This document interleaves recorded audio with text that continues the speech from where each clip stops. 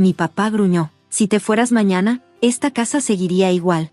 Estábamos en la sala, el mismo lugar donde mi familia me pidió que vendiera mi tienda, una tienda que valía $300,000, para ayudar a mi hermano. Mi mamá no me quiso ver a los ojos. Mi hermana sonrió. Yo solo asentí con la cabeza. Esa misma noche me fui. Dejé solo una llave y una nota. La nota decía: gracias por estar aquí conmigo hoy. Espero que estén teniendo un gran día, donde sea que estén. Me encantaría que me contaran en los comentarios desde qué ciudad o país me están viendo y qué hora es allá. Bueno, vamos a empezar nuestra historia juntos. Mis manos, siempre cubiertas con polvo de madera y oliendo a pulidor de metal, se sentían raras al agarrar el volante de mi camioneta vieja. Esa camioneta casi la vendo hace años para ayudar a mi papá con una cuenta médica que juraba no poder pagar. Le mandé el dinero, y nunca volvió a mencionar el tema. Cosas pequeñas en ese entonces, ¿no? Cosas que uno hace por la familia, ¿verdad? Mi tienda, Miller Supply, no era solo trabajo. Era cada cortada, cada noche contando inventario, cada cliente feliz. Todo eso, en un solo lugar. La empecé hace 8 años con un préstamo chiquito y un montón de fe. Fe en el trabajo duro. Fe en tratar bien a la gente. Fe en que si haces algo real y con valor, se va a mantener. Y se mantuvo bien. La última vez que la evaluaron para un préstamo, dijeron que valía $300,000. No es una fortuna para algunos, pero para mí era mi vida entera. La construí tabla por tabla, tornillo por tornillo. Olía a esfuerzo real. Se sentía como piso firme bajo mis pies. Mi hermano Mark pensaba distinto. Él quería construir cosas rápidas, fáciles, digitales. Startups, criptos, negocios raros que ni entendía. Y siempre salían mal. Pero mis papás, ellos lo veían como si fuera un genio. El de las ideas. El que iba a ser grande algún día. Mi tienda, que si funcionaba y ganaba bien, para ellos solo era un hobby. Bonita, pero nada importante. Sara, mi hermana, una vez lo dijo con esa sonrisita suya, la que usa cuando algo no le importa. Ya había ayudado a Mark antes, claro. Cantidades más chicas. Siempre, préstamos, que según él me iba a pagar cuando le fuera bien. Dinero para renta, para equipo, hasta para pagar deudas que mis papás ni mencionaban. Siempre con la frase, la familia ayuda a la familia. Yo quería creer eso. Quería sentirme parte de ellos, no solo el cajero con caja de herramientas. Ese fue mi error. Mi necesidad de que me valoraran, de que vieran lo que yo hacía, no me dejó ver que su cariño era solo cuando necesitaban algo. Entonces llegó el mensaje de mi mamá, en el chat familiar: estaremos aquí el domingo a las 3. Es urgente. Y yo ya sabía. No era una invitación. Era una orden. Cuando decían urgente, era porque Mark estaba otra vez en problemas, y mi cartera tenía que arreglarlo. Manejé por la ciudad hasta la casa donde crecí. Ya no se sentía como hogar, más bien como escenario de una obra falsa. Bonita por fuera. Bien pintada. Pero por dentro se sentía fría, llena de silencios raros y resentimientos. Las fotos en la pared, con nuestras caras felices, ya no eran recuerdos. Eran como recordatorios de que yo tenía que jugar mi papel. Ahí estaban todos. Mi papá, serio en su sillón. Mi mamá, en el sofá, sin querer verme. Sara, en un rincón con su celular, sonriendo apenas. Y Mark.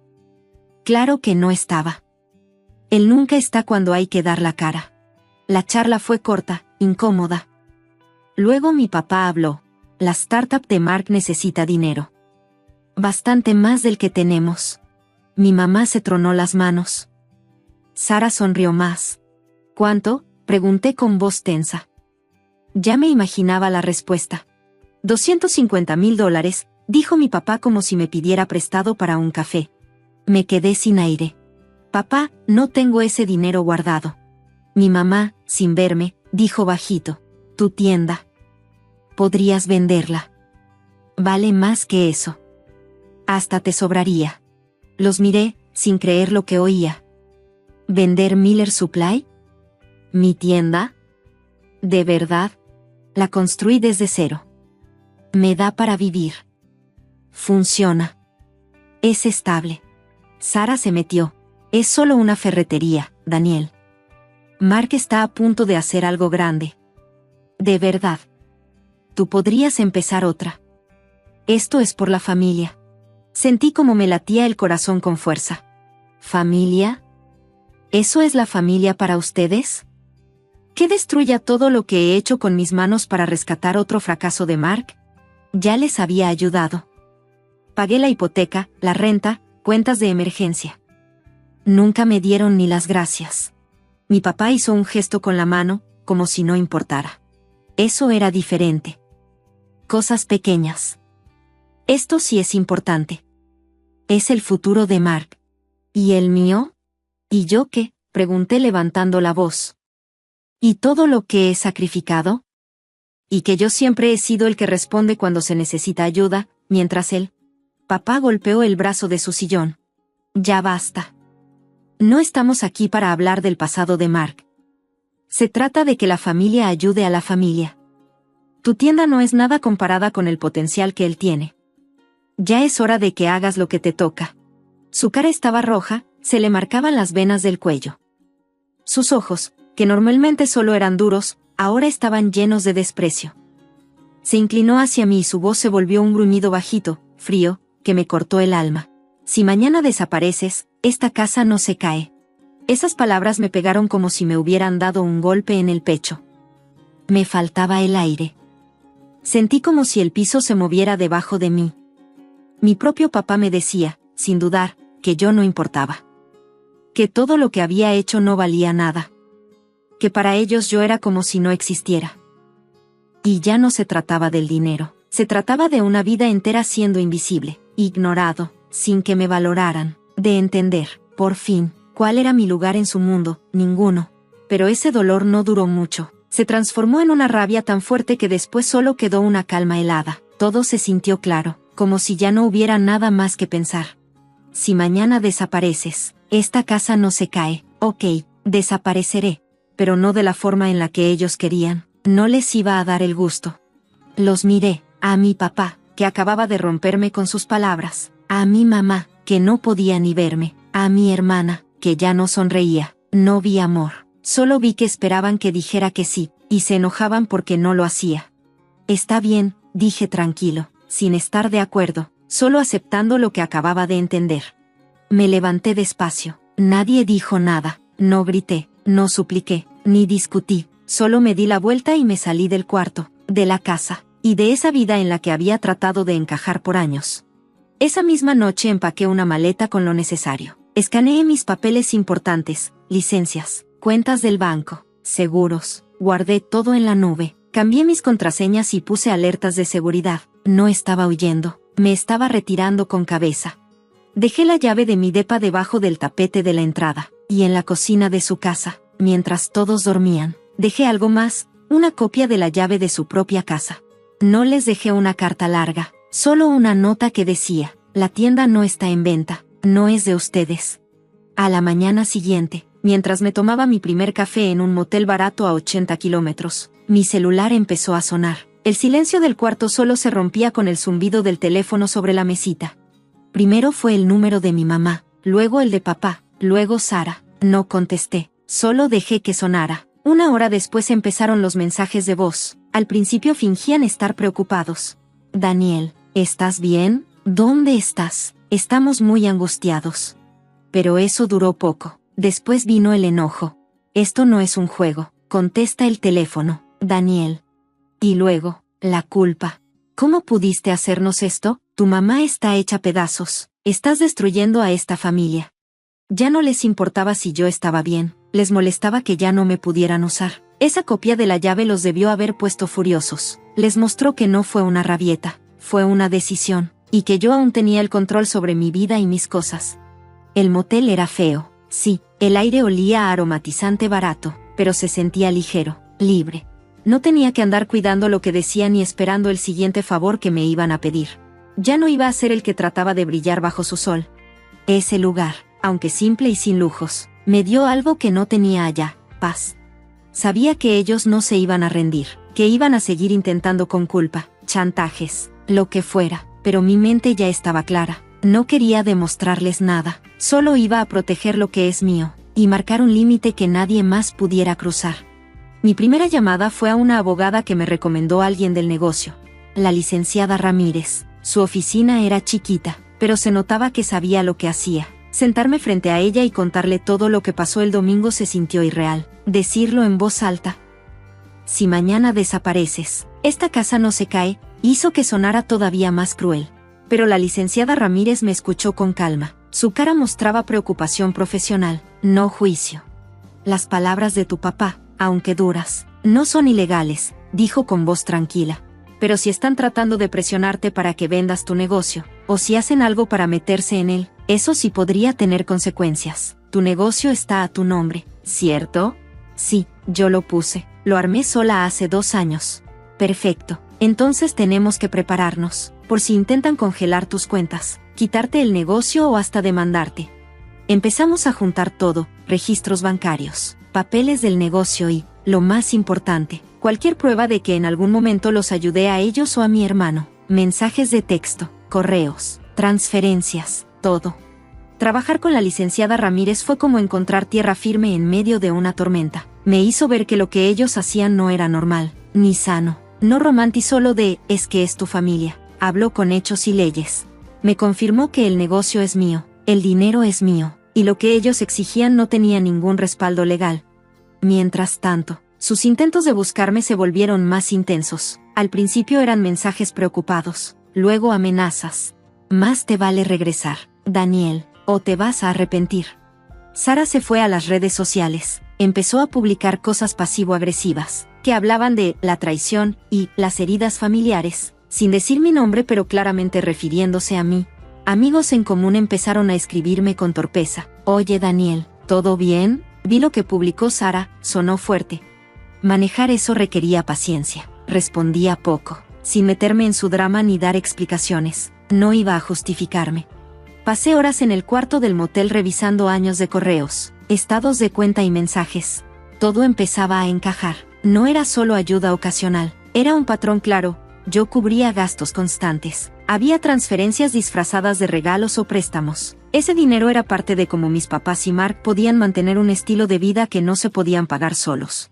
Correos donde ellos trataban los fracasos de Mark como mala suerte y mis logros como un recurso que había que aprovechar. Mensajes de Mark pidiéndome dinero como si nada, prometiendo que luego me lo regresaba, sin ninguna intención real de hacerlo. Cada archivo, cada recibo, era una pieza más del rompecabezas, un rompecabezas de abuso que siempre estuvo ahí, pero disfrazado de cariño y responsabilidad familiar. El día de la reunión, la sala parecía sacada de un despacho médico, fría, neutral. Fue elegida así a propósito por la licenciada Ramírez. Del otro lado de la mesa estaban mis papás, Sara y su abogado, un señor mayor con cara de estar cansado de ver pleitos familiares.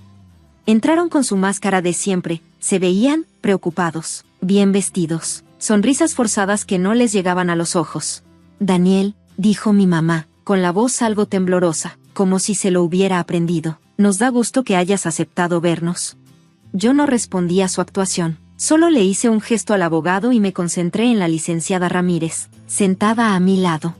Entonces empezó a hablar el abogado de ellos. Pintó una imagen de familia preocupada por mi desaparición, y de cómo me había negado a apoyar a mi hermano en un momento difícil. Habló de obligación familiar y de que, según él, el negocio debía considerarse un recurso de la familia en tiempos de necesidad. Formalizó sus peticiones: que vendiera mi tienda, que entregara la mayoría del dinero a Mark para su proyecto, y que los compensara por el daño emocional que les causé al irme. Mis papás asentían con cara seria, como si fueran las víctimas. Sara estaba con los brazos cruzados, viéndome como siempre, con cara de que ya estaba harta de mí y que no entendía por qué no hacía lo que se esperaba. Ellos pensaban que yo me iba a rendir, que iba a pedir perdón, que iba a decir sí, solo por estar ahí, frente a ellos, con la presión encima. Entonces fue mi turno. La licenciada Ramírez fue la primera en hablar. Explicó claramente que Miller Supply era legalmente mío, cuánto valía y que yo tenía todo el derecho de manejar mi propio negocio. Luego, le pasó la palabra a ella para que yo pudiera dar mi versión y mostrar las pruebas. Hablé con voz tranquila y firme, no me dejé llevar por la emoción, me enfoqué en los hechos, cómo creé mi negocio, lo orgulloso que estoy de él, y todos los años de trabajo duro que me costó levantarlo. Después cambié el tono. Mi familia siempre ha hablado de apoyo y de lo que se debe hacer entre nosotros, dije, mirando a todos uno por uno. Y estoy de acuerdo, la familia debe apoyarse. Yo creí que lo hacía. Saqué una carpeta. Estos son estados de cuenta de los últimos 10 años, dije mientras le pasaba copias al abogado de ellos. Él empezó a verlas, frunciendo el ceño. Aquí está cada transferencia grande de mi cuenta a la de mis papás, o directamente a Mark y Sarah, todas hechas porque mis papás o Mark me lo pidieron. Dije fechas, cantidades, y aclaré que no era ayuda ocasional, era apoyo constante y fuerte, para pagar cuentas, resolver emergencias, y cubrir los errores de negocios de Mark. Vi cómo sus caras cambiaban, de estar seguros y sobrados a verse nerviosos. Ahora, seguí, con voz más firme, veamos que recibí a cambio. No solo falta de gratitud, sino desprecio por mi trabajo y un favoritismo clarísimo hacia Mark. Mostré correos y mensajes. Aquí están sus peticiones de dinero. Aquí, mi papá llamando a mi negocio, una tiendita. Aquí, Sarah diciendo que está bonita, con tono condescendiente. Y luego saqué más documentos. Estos son registros públicos de las empresas y quiebras anteriores de Mark. En 2 de sus fracasos hubo movimientos contables dudosos, cosas que tal vez no se investigaron porque alguien metió dinero a tiempo. También mostré correos entre mi mamá y un familiar donde hablaban de manejar todo discretamente para proteger la imagen de Mark. Ahí mismo decían que necesitaban sacar dinero de Daniel. Mi mamá soltó un suspiro fuerte. Mi papá se puso rojo de coraje. Sarah dejó de sonreír. Su abogado levantó la vista, claramente incómodo. Esto no era solo un problema de que Mark no sabe manejar dinero. Era un encubrimiento hecho a propósito, y mis recursos fueron parte de eso. Así que esta presión para que venda mi negocio, dije, con el enojo ya marcándose en mi voz, no es para salvar a Mark, es para esconder un patrón de irresponsabilidad y posible fraude. Ustedes lo permitieron y lo taparon, y esperaban que yo sacrificara todo lo que construí para cubrirlo. Eso es mentira, gritó mi papá, golpeando la mesa. ¿Cómo te atreves a acusar a tu hermano, a sacar cosas viejas? ¿Cosas viejas?, le respondí, sin bajar la mirada. ¿O patrones que no quieres que salgan a la luz? Ese fue el punto más tenso de toda la reunión. Mi papá se inclinó hacia adelante con los ojos llenos de rabia. Siempre fuiste tú el raro, el que no encajaba, siempre callado, siempre sintiéndote mejor que los demás. ¿Vale la pena destruir la relación con tu madre, con todos nosotros? No atacó mis pruebas, atacó mi forma de ser, me golpeó donde más duele, esa inseguridad que siempre cargué, de no ser suficiente, de no pertenecer. Por un momento me quebré por dentro, sentí esa punzada de duda, ¿estoy haciendo lo correcto? ¿De verdad voy a romper con mi familia? Pero entonces vi sus ojos, vi esa crueldad fría, esa forma en la que mamá se encogía no por su enojo, sino porque estaba saliendo la verdad. Vi la cara de Sarah, ya sin su sonrisa, solo con esa expresión de que su plan se estaba desmoronando. Y recordé sus palabras, esa vez, con la voz llena de veneno, si desaparecieras mañana, esta casa no se derrumbaría. Ahí me di cuenta, no querían a un hijo ni a un hermano, querían un recurso, y ese recurso se acabó. Respiré hondo, dejé que la fuerza volviera.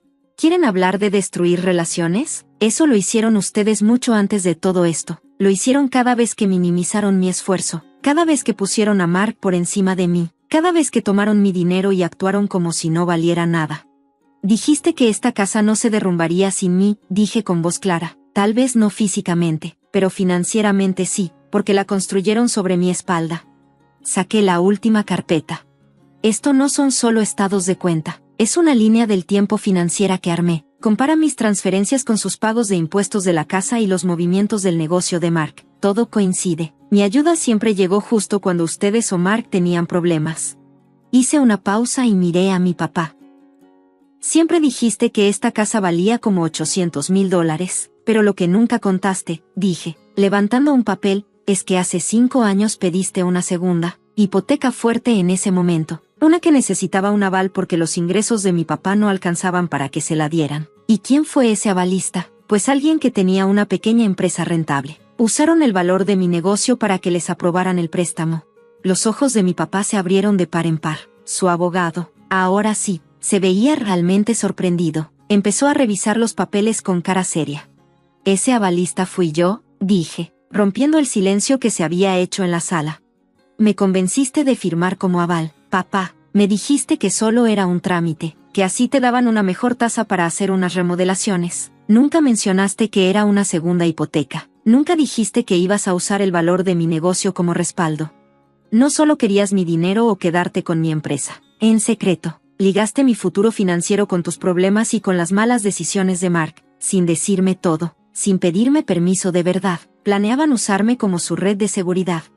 Y todo eso, mientras me hacían sentir que no importaba. Nadie decía nada, solo se oía el ruido de los papeles que el abogado seguía hojeando. La cara de buena familia que ellos siempre mostraban, ya se había caído. Mi mamá ya lloraba, pero no era tristeza, era porque todo se había descubierto. Mi papá ya no decía nada, su cara estaba pálida, entre enojo y derrota. Sara parecía enojada, pero también asustada. La verdad ya estaba ahí, flotando en el aire, respaldada por documentos, fechas, pruebas. Todo mostraba lo mismo, años y años de manipulación, de aprovecharse de mí, y al final, querían quitarme todo. Ese fue mi momento. La reunión terminó poco después. Ya no tenían mucho que decir. Su abogado, después de hablar bajito con ellos, le informó a la licenciada Ramírez que iban a retirar todas las demandas y que no iban a seguir con ninguna acción legal. No pidieron perdón, no admitieron nada, solo aceptaron su derrota y se quedaron callados, con un silencio amargo. Cuando salí de esa sala, me sentía agotado, como si hubiera corrido un maratón, pero debajo de todo ese cansancio, había algo firme dentro de mí, una especie de triunfo silencioso. Los enfrenté, les dije la verdad, mostré pruebas, no me dejé, no gané un juicio, pero gané algo más importante, recuperé mi dignidad y mi libertad. Las consecuencias legales fueron mínimas, por suerte. La licenciada Ramírez se encargó de cerrar todas las puertas legales para que ya no pudieran meterse con mi negocio. No hubo más demandas ni amenazas, las pruebas eran demasiado claras. Las consecuencias sociales, esas sí fueron más confusas. Sara estuvo un tiempo subiendo publicaciones indirectas, tratando de hacer ver que ella era la víctima, pero la verdad siempre encuentra forma de salir. Varios amigos en común tuvieron que escoger bando o mejor evitar el tema. Fue triste perder algunas relaciones, pero los que se quedaron, los que me creyeron o simplemente respetaron que yo decidiera vivir mi propia vida, se volvieron valiosos, muy valiosos. Mi amiga, la que me escuchó con paciencia cuando vivía en el motel, se convirtió en el hermano que siempre quise tener. La licenciada Ramírez, que al inicio solo era mi abogada, se volvió una consejera de confianza. Teníamos una relación distinta, basada en respeto y justicia. En lo económico, mi tienda por fin estaba libre. Ya no se me iba el dinero en ayudar a la familia. Pude reinvertir, mejorar el equipo, hasta contratar a alguien más. Miller Supply no solo sobrevivió, empezó a crecer de verdad. Como era de esperarse, el negocio de Mark se fue para abajo sin mi apoyo. Me enteré por ahí, por rumores, que mis papás tuvieron muchos problemas económicos después de eso. Batallaron con esa segunda hipoteca, la que habían sacado usando el valor de mi empresa. No lo hice por venganza, fue simplemente la consecuencia de sus decisiones. Sanar no fue un camino parejito. Hubo días donde el dolor de su traición me pegó duro, momentos en los que lloré por la familia que pensé que tenía, esa familia que yo quería con todas mis fuerzas. Las palabras de mi papá, la sonrisa de mi hermana, sí, dolieron. Me dejaron heridas que todavía están sanando, pero ya no tienen ese poder que antes tenían sobre mí, ya no me controlan. Aprendí algo muy importante, poner límites no quiere decir que no quieras a alguien, significa que también te quieres a ti, significa que sabes reconocer cuando algo es tóxico, y que decides no dejar que te haga daño. Mi idea de lo que es familia cambió por completo, ya no se trata solo de sangre, se trata de conexión, de gente que te ve, que te valora, que respeta tus límites y que te apoya tal como eres. Mi tienda ya no es solo un negocio, es mi comunidad, llena de clientes y empleados que se sienten más como familia que la gente con la que comparto ADN. Hoy estoy en paz, esa casa, la de mi infancia, no se cayó, probablemente sigue ahí, con las mismas tensiones y la misma negación de siempre, pero mi mundo, el mío, tampoco se cayó, al contrario, creció, se hizo más grande.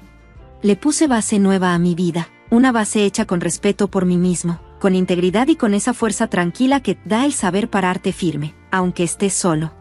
Las cicatrices que tengo me recuerdan de dónde vengo, pero no deciden a dónde voy.